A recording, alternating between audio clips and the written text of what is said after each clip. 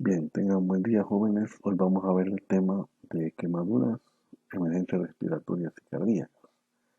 ¿Qué vamos a ver de esto? Bueno, de quemaduras vamos a ver el concepto, la anatomía, la clasificación de las quemadas y los primeros auxilios que se aplican en cada una de los tipos de quemadas. Eso por una parte. Por otra parte, vamos a ver emergencias respiratorias y cardíacas, sus causas. Vamos a ver el soporte vital básico y RCP.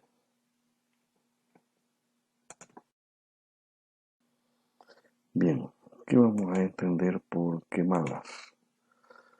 Vamos a decir que las quemadas o quemaduras son lesiones que se producen por el calor, agentes químicos muy fuertes, ¿verdad? O también por radiaciones. Estas varían en profundidad, tamaño y gravedad, causando daños a las células en el área afectada.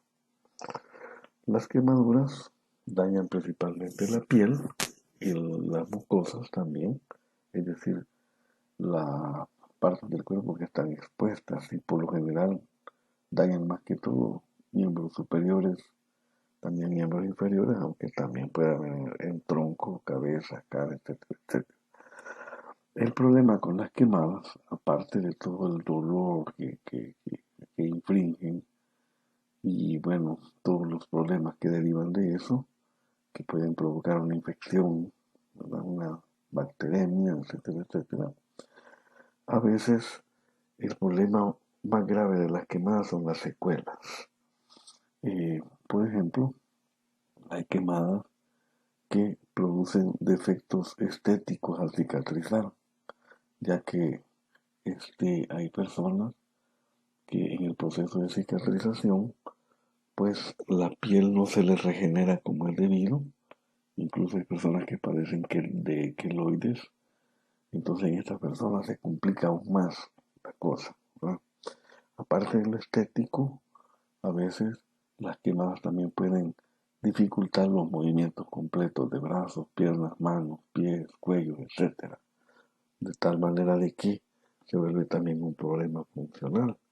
Así que la importancia de los primeros auxilios es, entre otras cosas, minimizar el daño que estas quemadas pueden provocar al paciente, ¿verdad? Entonces, estas quemadas pues pueden ser causadas por fuego. Sí, este fuego puede ser de distinto índole. Las quemadas más comunes son en el hogar, ¿verdad? En la casa, ¿sí? En la cocina más que todo, ¿sí? Pero también se pueden dar en el trabajo, en el transporte, etcétera, etcétera, ¿verdad? Entonces, fuego de incendios forestales también, como podemos ver en esta imagen de arriba, ¿verdad? Y también puede ser por el uso de fluidos inflamables, gasolina, queroseno u otros materiales que incluso el alcohol es inflamable, ¿verdad? Y pues eso también puede provocar una quemada. Otra causa puede ser la inmersión en agua excesivamente caliente. Volvemos a la cocina, ¿verdad? Sí, a veces sea la inmersión o sea que nos caiga agua caliente, eso nos puede provocar también una quemadura y también el uso de productos químicos, ¿no? Más que todo es lo que se usan para limpieza, ¿sí? También nos puede provocar quemadas. La exposición excesiva al sol también puede provocar quemadas y descuidos al utilizar materiales inflamables. Ah, como les digo, hay, por ejemplo, gasolina u otros materiales que nos pueden pues provocar eh, quemadas si no los usamos adecuadamente. Y aquí en nuestro medio, pues una causa muy común de quemadas es y ojo que pongo entre comillas, por los cohetes, por quemar pólvora, ¿sí? Esa es una causa muy común, más que todo en niños, ¿verdad? De hecho, en el Hospital Blunt hay una sección de niños quemados, que es exclusiva solo para niños que han sufrido quemadas, ¿verdad? Y una de las causas más comunes es por el estar quemando cohetes, ¿verdad? Así que este, vamos a aprender aquí cómo dar primeros auxilios en quemaduras, ¿verdad? Pero obviamente la cura más barata y más viable para las quemaduras es la prevención, ¿verdad? Tanto en el hogar como en el trabajo, en todo ámbito donde estemos, debemos de prevenir las quemadas, ¿verdad? ¿Y cómo? Pues haciendo el uso adecuado de todas las cosas. Por ejemplo, en el módulo 3 eh, se hace en un laboratorio de microbiología y ahí se usan sustancias corrosivas como desinfectantes, fenol, ¿verdad? Y también se usan mecheros, Bunsen, para trabajar en microbiología, ¿sí? Si no se hace un uso adecuado de ellos, bien podría darse una quemadura. Pero nosotros, curándonos en salud, siempre en el primer laboratorio les enseñamos a cómo deben de usarlo para prevenir ese tipo de accidentes. Y hasta la fecha no hemos tenido ningún accidente que lamentar, dado que prevenimos a través de la educación, ¿no? Entonces vamos a ver unas consideraciones anatómicas sobre las quemaduras. Acá tenemos una imagen en la cual se ilustra la piel, lo que es el tejido tegumentario del cuerpo, en este caso, pues la piel. Eh, Podemos ver aquí que la piel está formada por una epidermis, que es la capa más superficial, y por una dermis, que es la parte más profunda. Vaya, la epidermis, recuerden ustedes que está formada por un epitelio plano, estratificado, queratinizado, ¿sí? Entonces, esta epidermis tiene sus capas también, tiene sus estratos, ¿verdad? El más superficial formado por células muertas, que es el estrato córneo, ¿sí? Luego tenemos otros estratos hasta que tenemos el estrato basal acá en la parte más inferior. Si ustedes se fijan, estas cositas blancas que vienen acá, que son terminales nerviosas, llegan hasta la dermis. ¿Eso qué significa? Que si una quemada, aunque sea de primer grado, va a doler, va a haber dolor, dado que hay terminales nerviosas. Pero en las quemadas de tercer grado, por lo general, el dolor es mínimo porque estas terminales nerviosas se queman, ¿verdad? Eso por una parte. Entonces, vamos a ver que en las quemadas de segundo grado es la epidermis la que se levanta y entre la epidermis y la dermis se forma una capa de líquido, ¿no? O de plasma, ¿sí? Bien, entonces tenemos la capa más superficial, la epidermis. Y en la dermis vamos a encontrar también nervios. Vamos a encontrar que ahí están los folículos pilosos, ¿verdad? Vamos a encontrar las glándulas sebáceas, también asociados a los folículos pilosos. Vamos a encontrar las glándulas sudoríparas, donde se produce el sudor. Vamos a encontrar también acá receptores de dolor, presión, ¿verdad? Entre otros. Hay vasos sanguíneos también, ¿verdad? De tal manera de que eh, un daño por una quemada a la dermis conlleva más complicaciones. Por ejemplo, si en el cuero cabelludo y es una quemada de tercer grado, pues afectará el folículo piloso. Entonces ya en esa zona ya no van a hacer pelo, por ejemplo, ¿verdad? Eh, Habrá también mucho dolor y como tengan en cuenta que la epidermis es una barrera impermeable que no permite la entrada de microorganismos. Entonces, si la epidermis es removida por una quemada, el cuerpo queda al descubierto y se vuelve susceptible a infecciones, ¿verdad? ¿Ya? Entonces, eso era lo que les quería mostrar, o quería hacer estas consideraciones anatómicas primero, para entrar de lleno al tema de quemadas. Entonces tenemos la epidermis, luego la dermis y luego aquí en la parte ya inferior a la dermis, de aquí para allá, el tejido subcutáneo. ¿Qué puede ser el tejido subcutáneo? Bueno, grasa, luego va la fascia profunda, que es la que envuelve los músculos, luego van los músculos, luego huesos, ¿verdad? Y en las cavidades siguen los órganos, ¿no? Entonces, eh, dependiendo del tipo de quemada que sea, va a afectar diferentes capas, ¿verdad? Bien, entonces entramos a la clasificación de las quemaduras. Las quemaduras se clasifican generalmente de acuerdo a la profundidad o grado de daño a la piel. Y así tenemos las más benignas, digamos, las que son menos dañinas y son más comunes también, que son las quemaduras de primer grado, que también se le llaman superficiales o del tipo A. Estas quemaduras, como pueden ver en las imágenes de la derecha, en esta imagen pueden ver que esta quemadura fue por exposición al sol, una exposición excesiva al sol. Y se hacen más evidentes en personas de piel blanca, aunque también en los morenos se da, ¿verdad? Pero es menos evidente, ¿sí? Y esta que ven aquí en la parte inferior es un antebrazo, el cual sufrió quemadas por exposición a agua caliente, ¿verdad?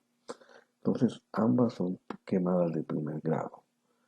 Pues entonces estas quemaduras son aquellas que resultan de una excesiva exposición al sol, contacto ligero con objetos calientes, como las cacerolas, por ejemplo, o a la acción poco prolongada de un líquido caliente o hirviente o de vapor de agua, ¿verdad? ¿Sí? Como por ejemplo en una tetera que nos expongamos al vapor que expulsa. Entonces, sus manifestaciones van a ser, como pueden ver acá, eh, hay este enrojecimiento intenso de la piel, lo que se le llama eritema, eh, de poca extensión en cuanto a profundidad, ¿verdad? ¿Sí? Solo afecta la epidermis, ¿sí? Hay una ligera hinchazón, pero muy, muy ligera, poco perceptible, ¿verdad? Y habrá también dolor o ardor al contacto más que todo. Por ejemplo, que no se tolera la ropa, por ponerles un ejemplo, ¿verdad? Y estas quemadas, pues con el tiempo, 2, 3 días ya este, sanan y lo que queda es la piel ennegrecida, ¿verdad?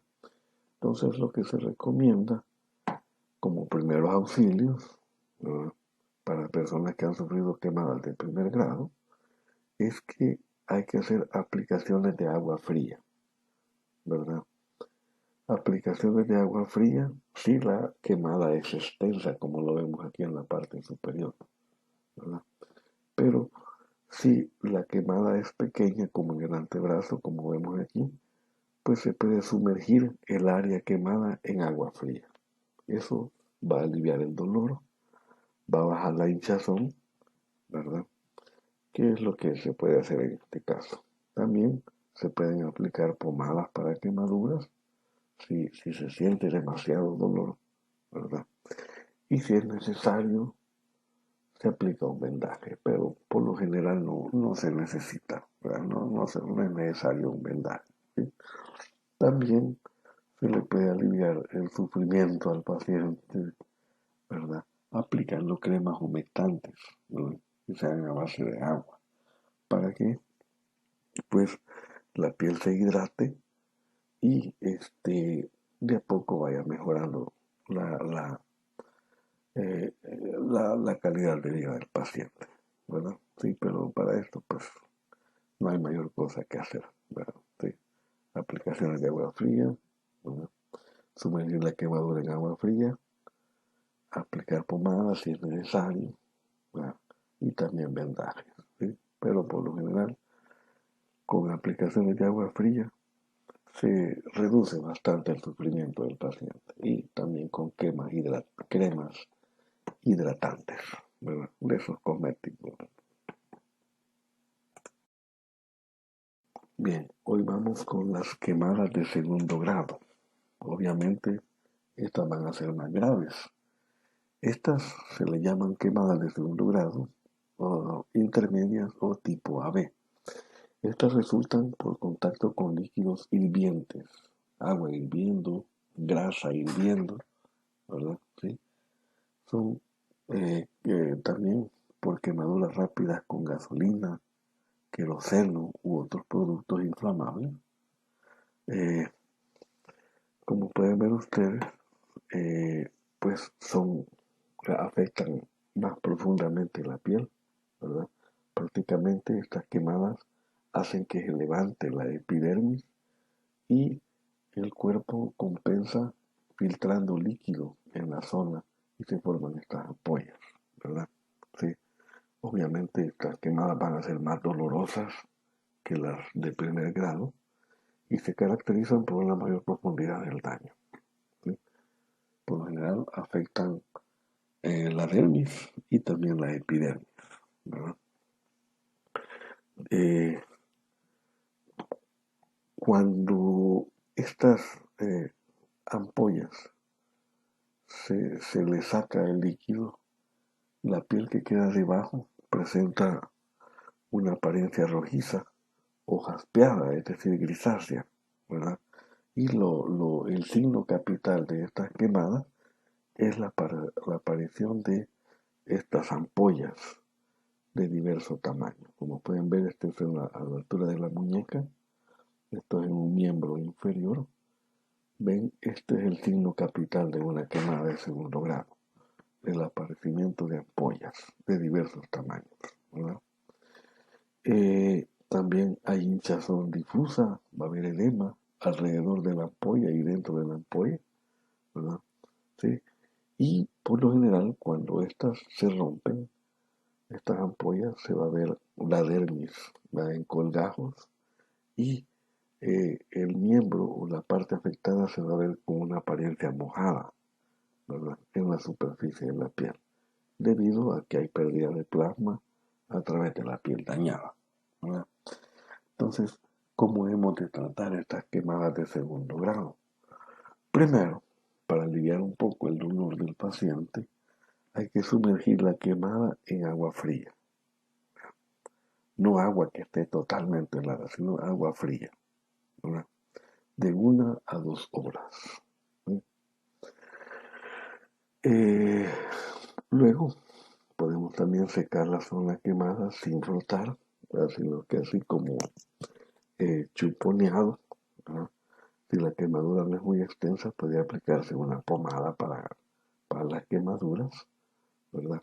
También no se recomienda destripar o romper las ampollas, ¿verdad?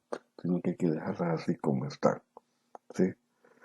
Eh, Hay que aplicar un vendaje con gasa, con una venda eh, estéril, nunca poner algodón, ¿verdad? Sí, sino una gasa o una venda estéril alrededor de la quemada, ¿verdad? ¿Sí? Y si los brazos o piernas están afectadas, hay que mantenerlos elevados, ¿verdad? Arriba del corazón. Esto va a mejorar la circulación y va a disminuir la cantidad de plasma que se va a filtrar a las ampollas, ¿verdad? ¿Sí? Entonces, recuerden los primeros auxilios, ¿verdad? Sumergir la parte afectada de 1 a 2 horas, eh, secar la zona quemada, luego aplicar eh, pomada, si las quemaduras no son muy extensas, y luego aplicar vendaje.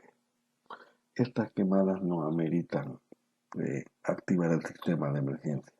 Bueno, se pueden tratar en casa, no hay problema, ¿verdad? Y el vendaje va enfocado a evitar una infección, ¿verdad? ¿Sí? En este tema de las quemadas de segundo y tercer grado, una de las prioridades será siempre evitar la infección, ¿verdad? Y mucho ojo, que en ningún momento hay que destripar o hay que estallar las ampollas y tampoco aplicar ni pasta de dientes, ni tomate, ¿verdad? ¿Sí? Nada de eso. ¿Sí? Aquí tenemos los 4 pasos que hay que seguir para atender este tipo de quemadas, ¿verdad? Sumergir la parte quemada en agua fría, ¿no? Secarla y aplicar pomada y luego el vendaje, ¿verdad? Y si es necesario, elevar el miembro, ¿verdad?, arriba del corazón.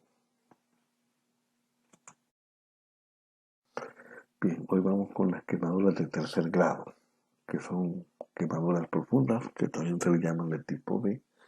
Obviamente estas son las quemadas más graves, ¿sí?, dado que pueden afectar piel y el tejido subcutáneo también, o sea, grasa, músculos e incluso huesos, ¿verdad? Entonces, estas quemadas son muy, muy graves, ¿sí? Eh, Estas quemadas pueden ser causadas por fuego, por una llama, ¿verdad? Por cuerpos candentes, es decir, cuerpos que se han sido calentados como una cacerola o qué sé yo, también por ropa encendida, ¿verdad? Es decir, digamos hoy que hay mucha ropa de fibra sintética, es más fácil que agarre fuego y causarle quemadas de tercer grado al paciente. Y también contacto con objetos calientes, ¿verdad? Pero cuando hablo de calientes, pues objetos muy, muy calientes, para que estén a rojo vivo si es posible. Y otras causas son quemadas por electricidad, pacientes electrocutados, ¿sí? Entonces, aquí 2 factores que van a determinar mucho la gravedad de la quemada son la temperatura y la duración del contacto, ¿no? Y hay un tercer factor que es la extensión de la quemada, ¿no? ¿Sí? Entonces la temperatura, si es muy alta, la duración del contacto, de eso va a depender la gravedad de la quemada y a nivel del paciente, pues qué tan grave está, pues depende también de la extensión de la quemada en el cuerpo, ¿sí? Entonces, esto va a determinar el grado de destrucción de tejidos, ¿no? Aquí pueden ver ustedes en esta imagen en la parte superior derecha un paciente que ha sufrido quemadas en los miembros inferiores. Pueden ver que hay una deformación severa. La punta de los dedos está destruida prácticamente. Hay presencia de carbón y la piel está totalmente quemada. Y se pueden observar estructuras abajo de la piel como músculos y tendones que también han sufrido quemadas, ¿no? Las de aquí abajo, de estas imágenes de abajo, son quemadas siempre de tercer grado, pero son de menor gravedad, ¿no? Entonces, ¿cuáles son las características de estas quemadas de tercer grado? Bueno, se caracterizan por destrucción profunda de tejidos, ¿verdad? Aquí la piel totalmente destruida, eh, a veces afecta el tejido adiposo, la grasa, afecta músculos e incluso puede afectar huesos, ¿verdad? Hay una apariencia, como pueden ver acá, blanquecina o también eh, apariencia chamuscada, o sea, totalmente quemada con presencia de carbón, ¿verdad? Sí, se ve negra la parte afectada, ¿verdad? Sí. Hay una pérdida completa de las capas de la piel, tanto de la epidermis como de la dermis, y hay formación de costras blancas secas, ¿verdad?, como escaras o úlceras, ¿verdad? ¿Sí? Eh, por lo general hay pérdida de la sensibilidad en primera instancia y eh, hay deformación también de los miembros, ¿verdad?, o de la parte afectada, ¿sí? Entonces pueden ver en estas imágenes de abajo que la epidermis está totalmente levantada y la dermis también ha sufrido lesiones, ¿no? Y aquí se ve presencia de costras blanquecinas y al centro también se ve presencia de carbón, aquí también, ¿verdad? Entonces, estas son las características de una quemada de tercer grado. Además está decir que estas son las quemadas más graves. Si ustedes se fijan, no hay presencia de ampollas, sino que la parte está totalmente quemada.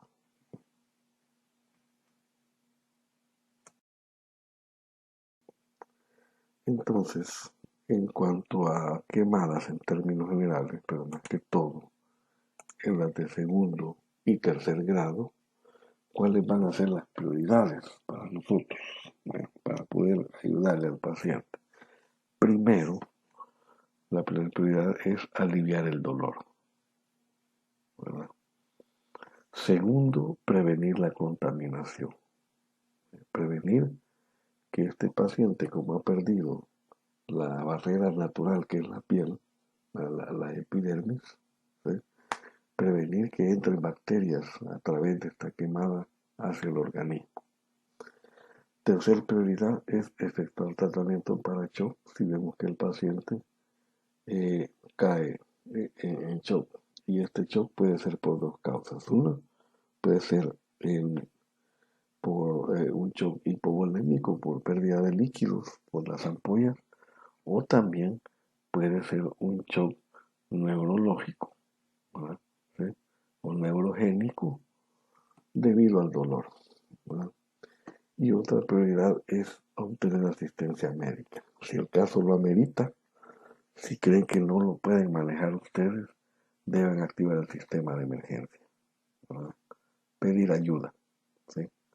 Ya sea activando el sistema de emergencia o si hay algún puesto de salud por ahí, pues trasladar al paciente, ¿verdad? Pero solo si el caso lo amerita, ¿no? En el caso de quemada de tercer grado, el caso sí lo amerita, hay que trasladar, ¿no? O activar el sistema de emergencia. ¿Cuáles van a ser los primeros auxilios en el caso de quemaduras de tercer grado? Vaya, primero, bueno, después de aplicar todo el protocolo de primeros auxilios, mantener la calma, eh, observar toda la periferia, hacer la evaluación primaria, luego la secundaria. Luego de todo eso, lo que vamos a hacer primero, no quitar la ropa quemada que se ha adherido al cuerpo de la víctima, ¿verdad? Sino que hay que dejárselo ahí, porque si nos ponemos a quererle quitar los restos de tela que quedan en las quemadas, pues le podemos complicar más el cuadro al paciente, removiendo tejidos que podrían proteger y aparte de eso se le va a provocar un dolor innecesario al paciente. Segundo, hay que cubrir la quemadura con compresas gruesas y esterilizadas o sábanas recién lavadas y recién planchadas, ¿no? ¿Sí? Hay que vendar la herida, ¿no? Así como ven acá. Se puede hacer con gasas estériles, ¿verdad? O con vendas, o con lienzos, pero que estén limpios, ¿verdad? Que estén estériles, porque hay que proteger la zona para que no se dé una infección, ¿verdad? Y tercero, trasladar de inmediato a la víctima a un centro hospitalario, ¿sí? Como pueden ver ustedes, aquí en el caso de quemadas de tercer grado, no hay mayor cosa que se pueda hacer, ¿verdad? Dado de que se necesita intervención quirúrgica, ¿sí? Entonces, nuestra prioridad es no quitar la ropa quemada, ¿sí? Cubrirlo o vendarlo y trasladarlo a un centro de asistencia, a un hospital, ¿verdad? ¿Sí? Eso es lo que podemos hacer por el paciente, ¿verdad? Lamentablemente no hay más que hacer.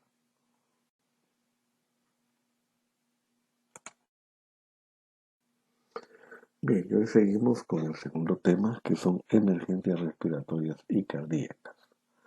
Estas emergencias respiratorias y cardíacas las podemos resumir en dos, ¿verdad? Uno que es el paro respiratorio, ¿verdad? Este paro respiratorio puede ser el resultado de ahogamiento en agua, obviamente, ¿verdad? Enfermedad vascular cerebral, es decir, un ACV, un accidente cerebrovascular, obstrucción de las vías aéreas por cuerpos extraños, ¿sí? Eh, inhalación de humos tóxicos, intoxicación por drogas también, ¿sí? Una sobredosis de drogas puede llevar a un paciente a un paro respiratorio, ¿verdad? Eso entre otras causas. Entonces, en el caso del paro respiratorio, la atención temprana de las víctimas de paro respiratorio u obstrucción de vía aérea puede evitar que caiga en la segunda situación, que es el paro cardíaco, ¿verdad? Entonces, eh, estas pueden ser las principales causas de un paro respiratorio, pero como entidad única, ¿sí?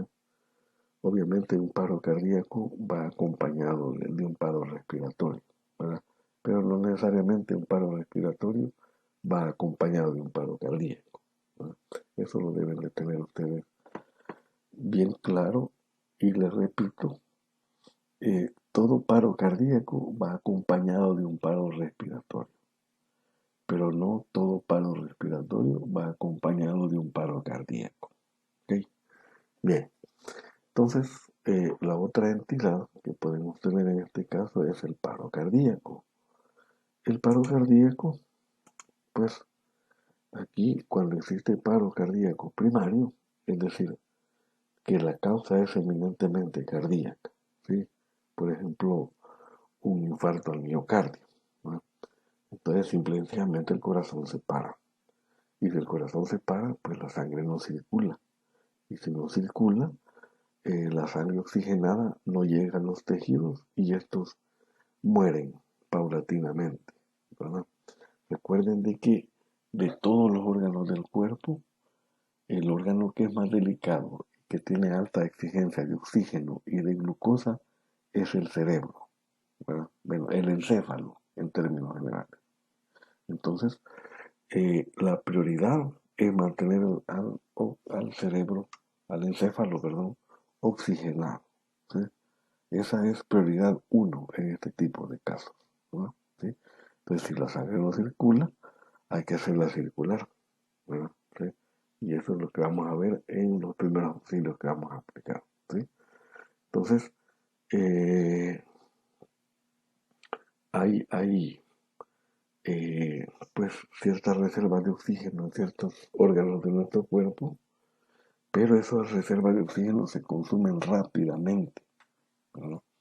Y como les digo, el primero que sufre es el cerebro, el encéfalo. Necesita mucha glucosa y mucho oxígeno, entonces hay que procurárselo, ¿sí? ¿Y cómo se lo vamos a procurar? Pues con los primeros auxilios, ¿verdad?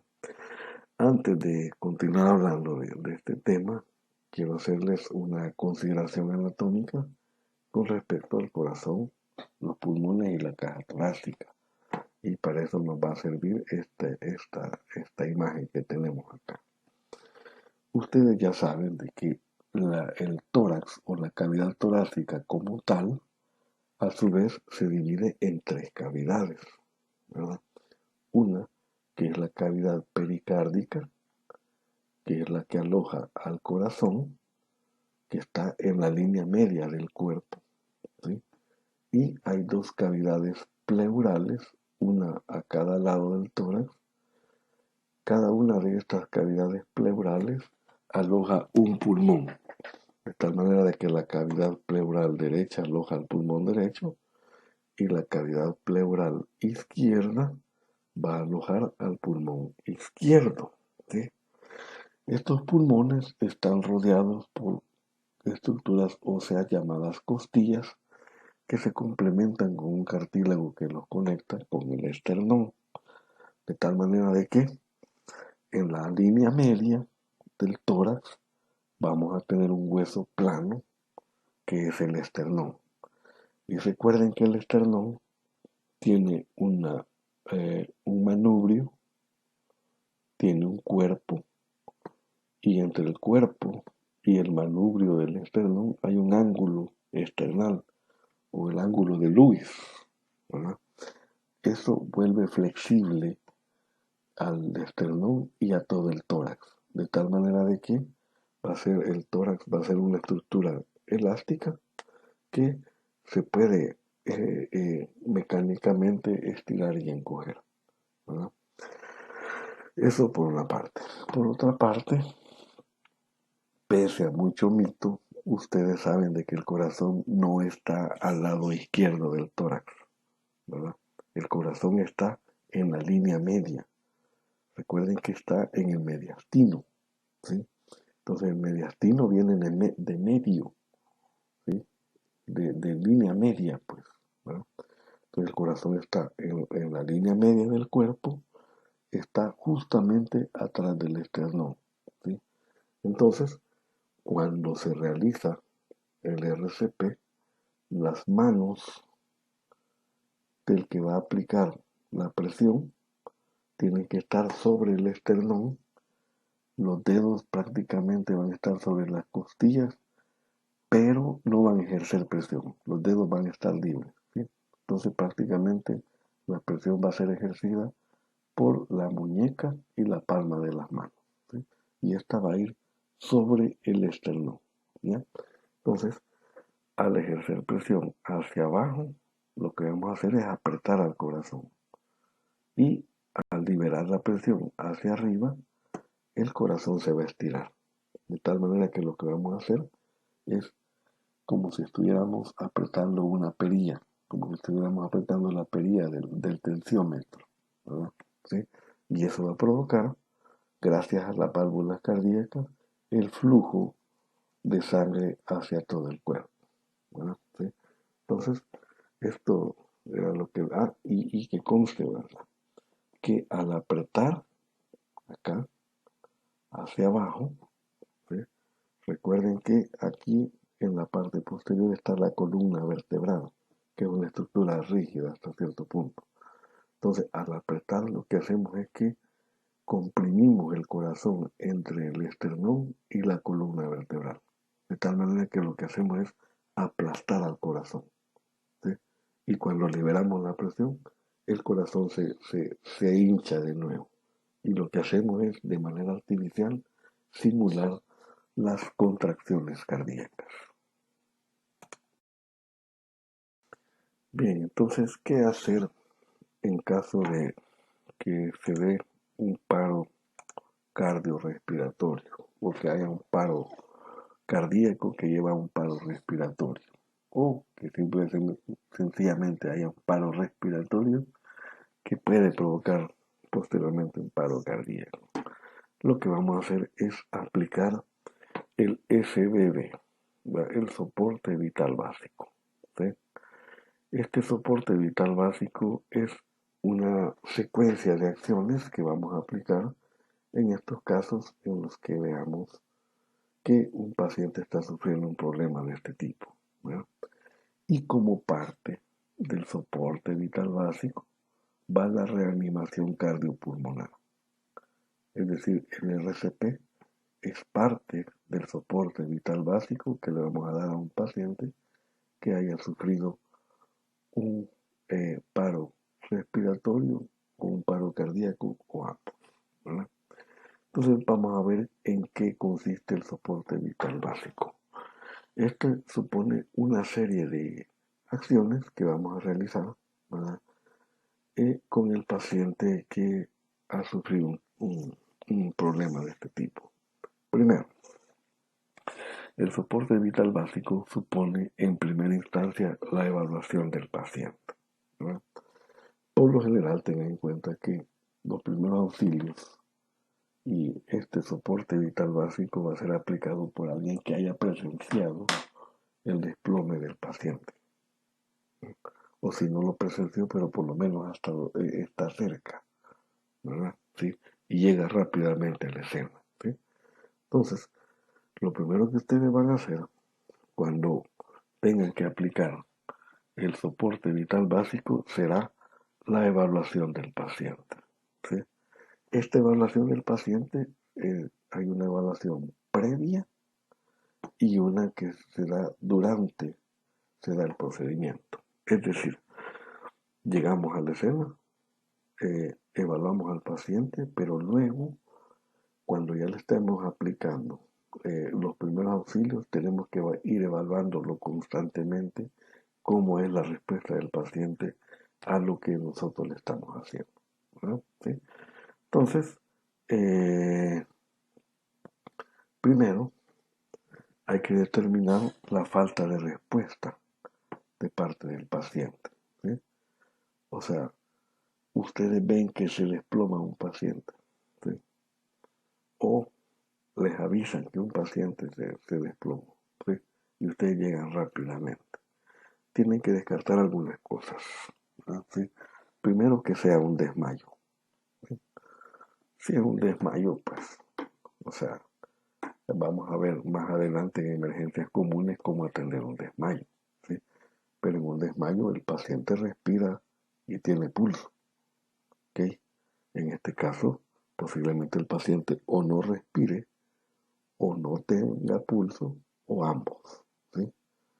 Entonces, en primera instancia, hay que determinar la falta de respuesta del paciente haciéndole preguntas como por ejemplo, ¿está usted bien? Eh, es decir, hay que hablarle al paciente, pues, ¿verdad? Y si hay falta de respuesta, hay que tomarle el pulso y hay que evaluar también la frecuencia respiratoria. Si no presenta ni pulso ni frecuencia respiratoria, entonces pues hay que iniciar el RCP, ¿verdad? Pero antes de iniciar en los primeros auxilios, ¿sí? O el RCP, hay que evaluar el entorno también, porque hay que ver cuál fue la causa del paro, ¿sí?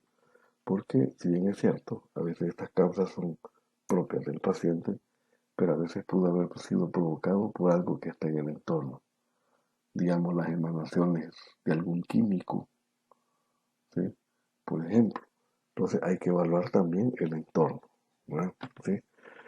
Entonces, si no hay respuesta de parte del paciente, vamos a hacer eh, lo que hay que hacer, ¿verdad? ¿Sí? Que es iniciar el RCP, ¿verdad? Solo y solo si el paciente no respira o lo hace con mucha dificultad, ¿verdad? Si es así, hemos de iniciar el RCP, ¿verdad? ¿Sí? Pero si el paciente respira y tiene pulso, entonces no es un paro ni cardíaco ni respiratorio, ¿verdad? Entonces hay que evaluar primero al paciente. Y entonces iniciamos el RCP y paralelamente a esto vamos al paso número 2 del soporte vital básico, que es pedir ayuda, ¿sí? Si el paciente no reacciona, hay que llamar al 132, ¿verdad? Es decir, hay que activar el sistema de emergencia, ¿sí? No lo vamos a hacer nosotros, hay que pedirle a una persona que esté por ahí, ¿verdad? Que llame al 132, porque posiblemente las otras personas no puedan aplicar primeros auxilios, pero sí pueden ayudar en ese sentido, ¿no? Entonces se les pide que llamen al sistema de emergencia, al 132, y nosotros continuamos aplicándole el RCP, ¿verdad? Para poder aplicar eficazmente el RCP, tenemos que pasar al paso 3, que es la posición del paciente, ¿verdad? Para poder dar efectivamente RCP, el paciente tiene que estar así como ven en esta imagen y en esta otra, ¿verdad? En una posición en decúbito dorsal, ¿verdad? Sobre una superficie firme y plana, preferentemente en el suelo, ¿verdad? ¿Sí? Pero tiene que estar así, totalmente en decúbito dorsal, sin nada que tenga debajo de él, por ejemplo. Y la superficie tiene que ser plana y tiene que ser firme también, ¿sí? Entonces, una vez se ha colocado al paciente en la posición correcta, entonces vamos, como el cuarto paso del soporte vital básico, a la posición del rescatista, ¿sí? La posición de nosotros no debe de ser sobre el paciente, sino que así como ven estos dos ejemplos, ¿verdad? El rescatista, en este caso ustedes, deberán arrodillarse con ambas rodillas, ¿verdad? al nivel de los hombros del paciente, como pueden ver acá. ¿Sí? Y pues esto nos va a permitir tener un mejor control de nuestros movimientos y al mismo tiempo realizar maniobras del RCP y poder monitorear o estar evaluando al paciente constantemente. ¿Verdad? ¿Sí? Entonces, estos cuatro aspectos son lo que se le llama el soporte vital básico. ¿Verdad? ¿Sí? Entonces, hoy vamos a ver cómo aplicar el RCP.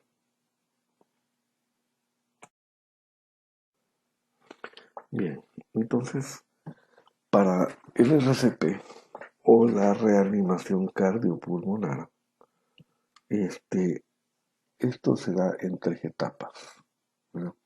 Las cuales les vamos a llamar CAB. Estas son iniciales en inglés, ¿verdad? ¿Sí? Entonces, estas etapas hasta hace poco eran diferentes, pero luego de una serie de debates que se dieron, ahora se ha determinado que lo correcto es hacerlos en este orden, CAB, ¿verdad? Que vamos a ver qué significa, ¿verdad? Entonces, eh, ya hemos hecho todo lo que el soporte vital básico supone, ¿verdad? Tenemos la evaluación del paciente, ya lo reactivamos el sistema de emergencia, ¿sí? Ya tenemos en posición al paciente, ya nosotros también nos hemos posicionado de una manera correcta. Entonces, con lo que vamos a comenzar el RCP es con las compresiones torácicas externas. Esto es eh, con la idea de hacer funcionar el corazón de manera artificial, ¿no? Entonces, las compresiones torácicas externas consisten en la aplicación de presión seriada y rítmica sobre la mitad inferior del esternón. ¿Sí?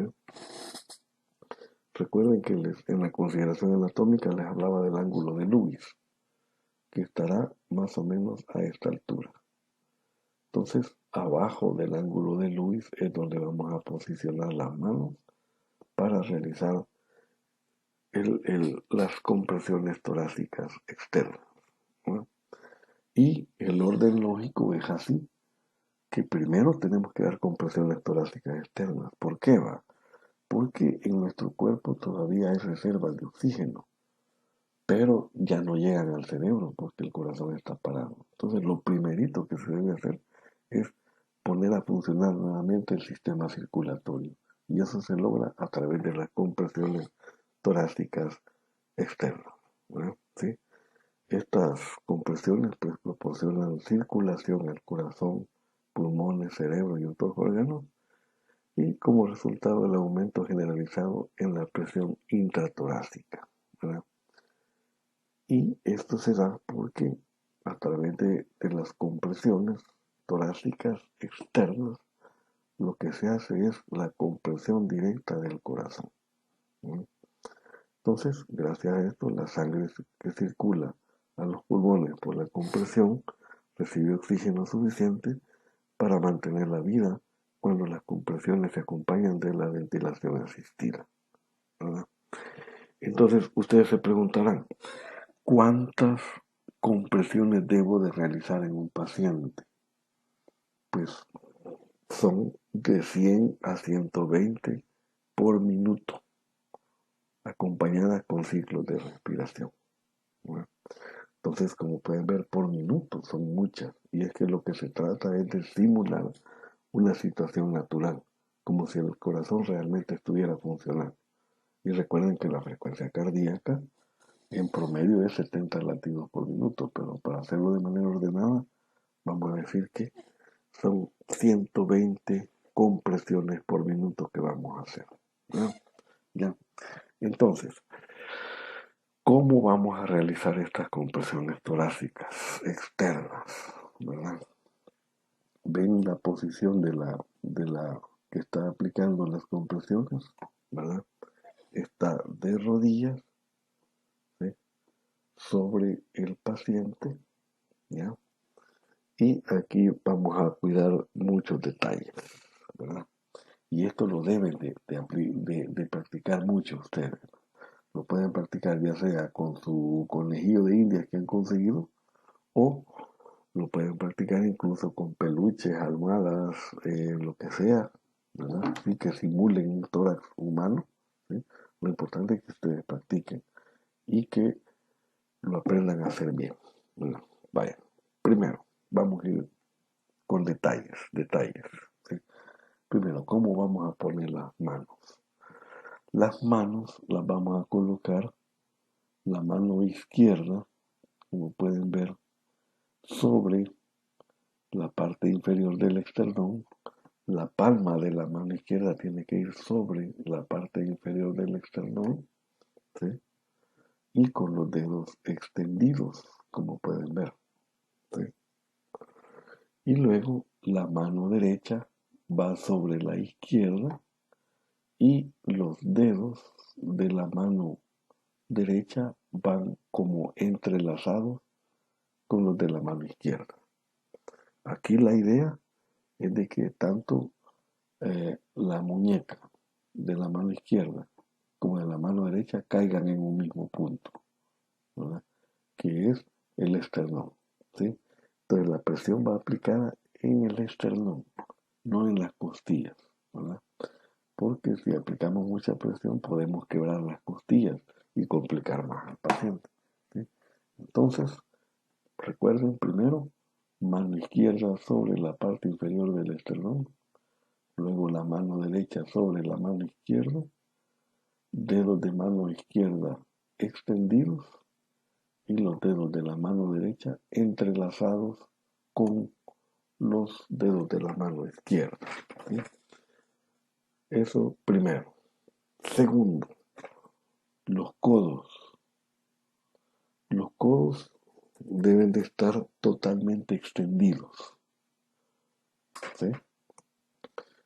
Eso nos va a permitir de que la fuerza o las compresiones que hagamos no las vamos a hacer con el tríceps, ¿verdad? ¿Sí? Entonces, los codos deben de estar totalmente extendidos, ¿verdad? En un ángulo de 180 grados, ¿ya? ¿Sí? Eso sería en segunda instancia. Entonces, codos extendidos, ¿ya? Tercero, eh, nuestro cuerpo, más que todo nuestros hombros, tienen que estar en línea recta sobre el esternón del paciente, ¿no? ¿Sí? Y eh, nuestro peso debe caer sobre el paciente, ¿sí?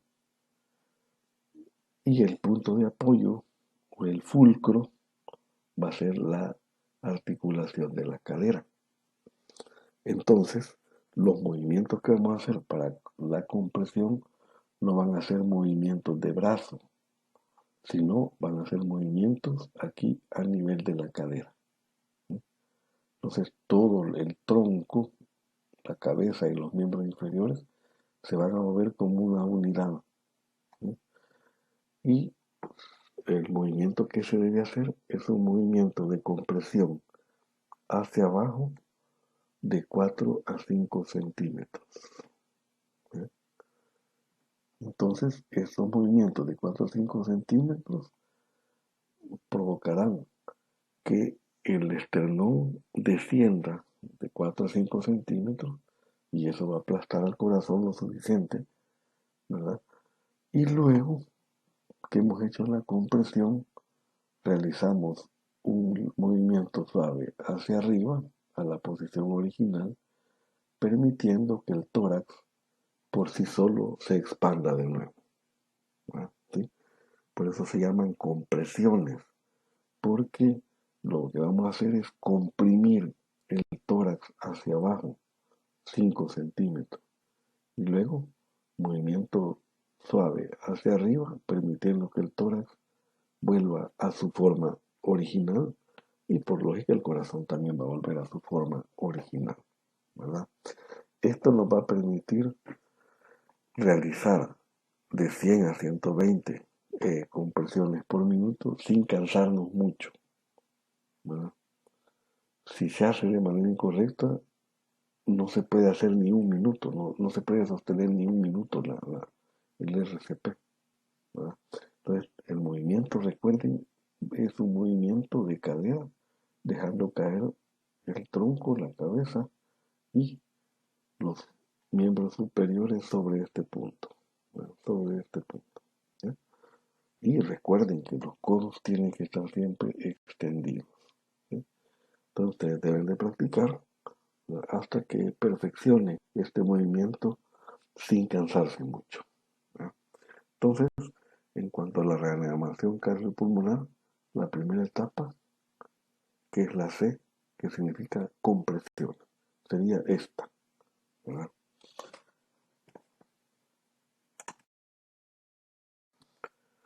Bien, la segunda etapa del RCP es la que se le llama vía aérea, bueno, que sería la A.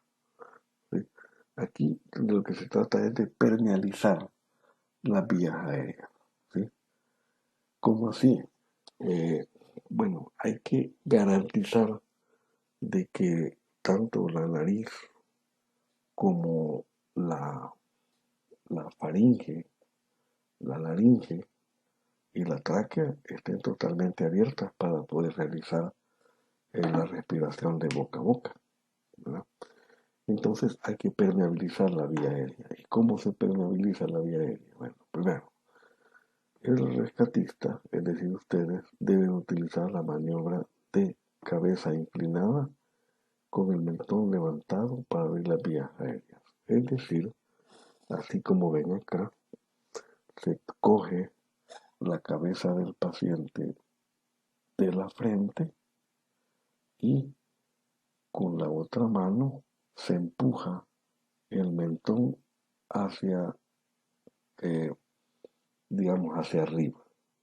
Eso lo que garantiza es que estamos extendiendo el cuello del paciente, ¿verdad?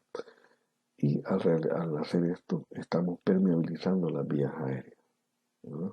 ¿Sí? Eh, Hay otra forma de hacerlo, que es colocándose aquí, en esta extensión de la cabeza y elevación del mentón. Aquí estamos a un lado del paciente. Pero otra opción es colocarse acá, atrás de la cabeza del paciente, ¿verdad? Y realizar la tracción de la mandíbula de esta forma hacia nosotros. Y eso también lo que va a permitir es la extensión del cuello y la permeabilización de las vías aéreas, ¿no? La idea aquí es extender el cuello. Si tuviésemos por casualidad algún objeto para ponerle como almohada acá en el cuello, sería lo ideal, ¿no? Porque eso nos ayudaría mucho a mantener extendido el cuello y a mantener la vía aérea pues permeable, ¿no? Y otro aspecto es de que cuando se observa material extraño en la boca más que todo, ¿sí? Hay que extraerlo. Si tiene placa de dientes, hay que sacárselo también. Y si hubiese vómito, ¿verdad?, en la boca del paciente, hay que usar los dedos para sacárselo, ¿verdad? ¿Sí? Las sustancias líquidas o semilíquidas deben desalojarse con el dedo índice y medio, ¿no? Hacer como una garra y sacar ese material que estaría impidiendo poder dar una respiración boca a boca de manera normal, ¿verdad? ¿Sí? Eh, También, si tuviésemos a la mano un pedazo de tela o un pañuelo, también es bueno limpiar, ¿verdad? Si hay materiales en la boca, limpiarlos con este paño para poder dejar totalmente libre la cavidad oral, ¿sí? Y pues si es un material sólido, ¿sí?, a manera de pinza, con el dedo índice y el dedo pulgar se puede hacer una pinza, o solamente con el dedo índice como en forma de gancho también se pueden extraer materiales extraños de la boca, ¿verdad? En conclusión, en esta segunda etapa de la RCP, que es la vía aérea, pues la idea es permeabilizar y despejar la vía aérea para poder realizar la respiración boca a boca.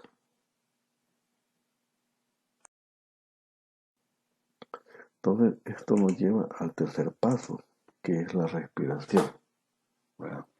¿Sí? Que sería la etapa B, o la última etapa del RCP. ¿Sí? Aquí se tienen que realizar maniobras de ventilación asistida, ¿verdad? ¿Sí? Y ustedes se preguntarán por qué B de respiración, pues en inglés respiración sí, respiración, si mal no recuerdo, se dice brick, algo así, ¿verdad? Con B labial, entonces como son siglas en inglés, pues es la etapa B, ¿verdad? Entonces, aquí las maniobras de ventilación asistida pueden ser respiración de boca a boca o respiración boca a nariz, ¿verdad? ¿Qué debemos hacer para poder realizar esta respiración boca a boca? Bueno, ya estamos en la posición, pero y que conste, bueno, aquí estamos partiendo de un hecho de que solamente hay un rescatista, en este caso ustedes, ¿verdad?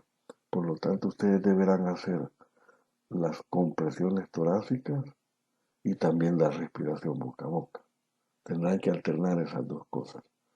Si hubiesen dos rescatistas, se facilita mucho más la situación, pero aquí estamos partiendo que están solo ustedes, ¿verdad? Entonces, ¿qué deben de hacer para darle respiración boca a boca? Bueno, aquí eh, el rescatista, a ustedes lo ideal es colocarle, como ven acá, una mascarilla para dar RCP. Y ustedes me dirán, ¿y cómo voy a andar una mascarilla? ¿O a dónde consigo una mascarilla? Pues si no hay, se puede improvisar con una bolsa plástica, ¿verdad? ¿Sí? Es decir, cogemos una bolsa plástica, le hacemos una apertura y se la colocamos al paciente, ¿verdad? Sin, este, sin taparle totalmente la cara, sino que solo el área de la boca. La idea de esta mascarilla para RCP es evitar el contacto directo de la boca de ustedes con la del paciente. Pero si no hay, pues ni modo. Bueno, hay que topar. ¿Sí? Entonces, lo ideal, como les decía, colocar primero la mascarilla para RCP. ¿Sí? Y que conste que ustedes ya previamente ya tienen permeada la vía aérea, ya han hecho la etapa A. ¿Sí? Eh, entonces, eh, aquí, para dar una respiración de boca a boca, lo que se hace es una inspiración normal por parte del rescatista, ¿verdad? Y sella sus labios alrededor de la boca de la víctima. O sea que no es sopladito, ¿verdad? Sí, sino que tiene que topar su boca con la boca de la víctima y sellarla de manera hermética, ¿verdad? ¿Ya? Entonces, esto crea un sello hermético, ¿verdad? Y se sopla, ¿sí?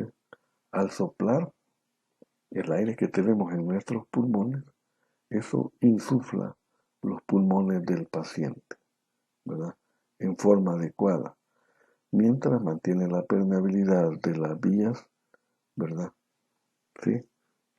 Siempre el cuello extendido y con el dedo pulgar y el dedo índice, ¿verdad? De la mano que está sobre la frente, tiene que oprimir la nariz para evitar que el aire salga por la nariz, ¿verdad? ¿Sí? Así como ven acá en la imagen, ¿no?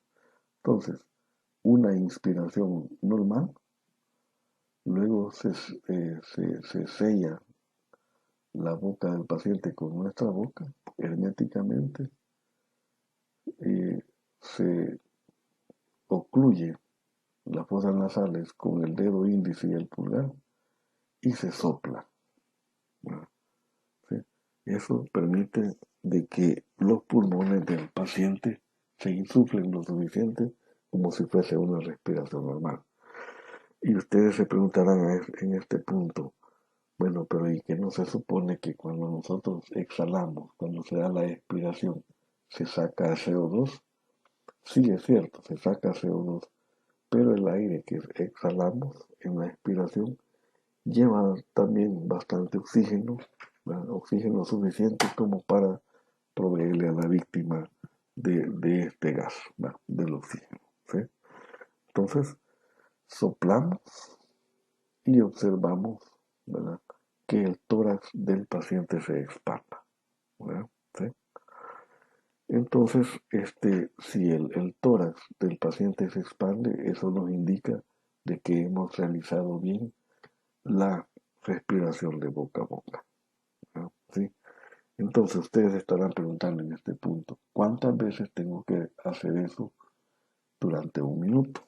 ¿Verdad? Bueno, durante un minuto lo van a tener que hacer varias veces, pero en ciclos. ¿Verdad? La idea es la siguiente, que el rescatista aplica dos ventilaciones, ¿verdad? Completas. Eh, Da la primera ventilación, ¿sí? Luego hace una respiración normal como para recuperarse y luego da otra ventilación al paciente. Entonces, por ciclo ha de dar dos ventilaciones, ¿verdad? ¿Sí? Entonces recuerden, una ventilación al paciente, una respiración normal para el rescatista y luego otra ventilación para el paciente, ¿sí? Completando dos ventilaciones completas, ¿verdad? ¿Sí? Y si se diese el caso de que fuese imposible darle respiración boca a boca por diversas situaciones, ¿no? Que tenga obstruida la boca, que la lengua no permita, o qué sé yo, entonces está la otra opción, que es la respiración boca a nariz, como pueden ver en este caso. ¿Okay? Entonces ahí en este caso es igual, solo que cuando eh, le damos la ventilación al paciente, se da a través de las fosas nasales y con la mano que esté en el mentón se cierra la boca del paciente. ¿Verdad? ¿Ya? Pues de esta forma es como se aplica la ventilación asistida. ¿Verdad? Pues recuerden las etapas de la reanimación cardiopulmonar. Primero, compresiones torácicas. Luego, la permeabilización de las vías aéreas. ¿Verdad? Y tercero, la respiración. ¿Verdad? Maniobras de ventilación asistida.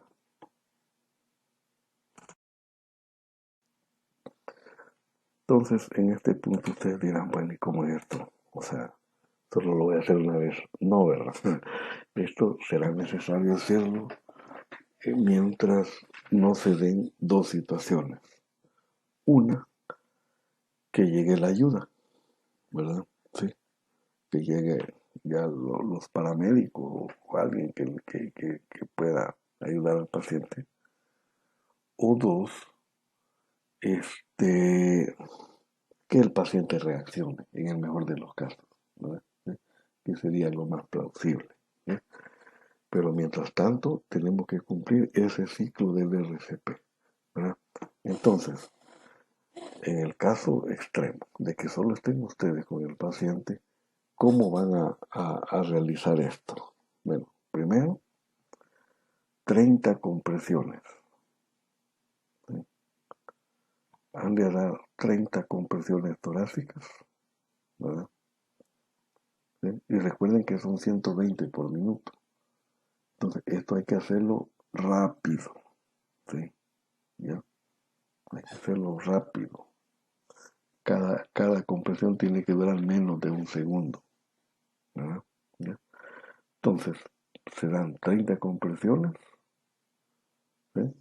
Luego se dan las dos respiraciones que ya les había mencionado, bueno, se da una ventilación, luego una respiración normal de rescatista y luego la otra ventilación y luego continuamos con otras 30 compresiones y cuando terminamos las 30 compresiones, otras 2 ventilaciones y así sucesivamente. De tal manera de que los ciclos serían 30 compresiones y 2 ventilaciones, ¿verdad? ¿Sí? Eso se tiene que hacer de manera continua, ¿sí? Recuerden que se debe procurar de 100 a 120 compresiones por minuto, ¿verdad? Y luego de 2 minutos de haber aplicado esto, paramos, ¿verdad? Evaluamos al paciente a ver cómo está y si no, el paciente no reacciona, hay que continuar, ¿verdad? ¿Hasta cuándo vamos a continuar? Pues hasta que se dé cualquiera de esas dos situaciones, como les decía, o que llegue la ayuda o que el paciente reaccione, ¿verdad? ¿Ya? Entonces, esto es cansadísimo, como ustedes no tienen idea, ¿verdad? ¿Sí? Es cansado, eh, porque pues hay que darle más de 100 ciclos de compresión por minuto, ¿verdad? ¿Sí? Entonces, recuerden que siempre se está haciendo estas cosas, siempre lo primordial es mantener la calma, no ajolotarse, ¿verdad? ¿Ya? Y recordar lo aprendido, ¿verdad? Y lo practicado, ¿sí? Entonces, eh, en resumen, como les decía, 30 ciclos de compresiones y 2 respiraciones, ¿verdad? Este ciclo lo van a repetir 4 veces en 1 minuto. Luego de 2 minutos suspenden, evalúan y continúan si es necesario, ¿no? ¿Ya? Entonces, les queda de tarea a ustedes practicar con lo que han aprendido acá en la clase y con los videos tutoriales que les voy a subir. Luego deben de ir y deben de practicar esto, ¿verdad? ¿Sí? Deben de practicar los 3 pasos del RCP o las 3 etapas del RCP, ¿verdad? Y también repasar los 4 pasos del soporte vital básico, ¿verdad? Entonces les queda de tarea eso. Eh, si es su pareja, novio o novia la que han conseguido para realizar estas prácticas, supongo que no le va a representar ninguna dificultad el dar respiración boca a boca, pero si no es así, pueden conseguir de estas bolsas desechables de plástico de libra, de esas transparentes, con las que hacen las charamuscas, ¿sí? Y con el cuchillo o con lo que sea, hacerle una incisión, ¿verdad? Para que improvisen la mascarilla para RCP y con eso pueden ustedes dar dar respiración boca a boca a alguien sin tener un contacto directo, ¿verdad? Así que les queda de tarea que practiquen esto, ¿verdad? Esto sería todo por esta clase. Les deseo que tengan un muy buen día.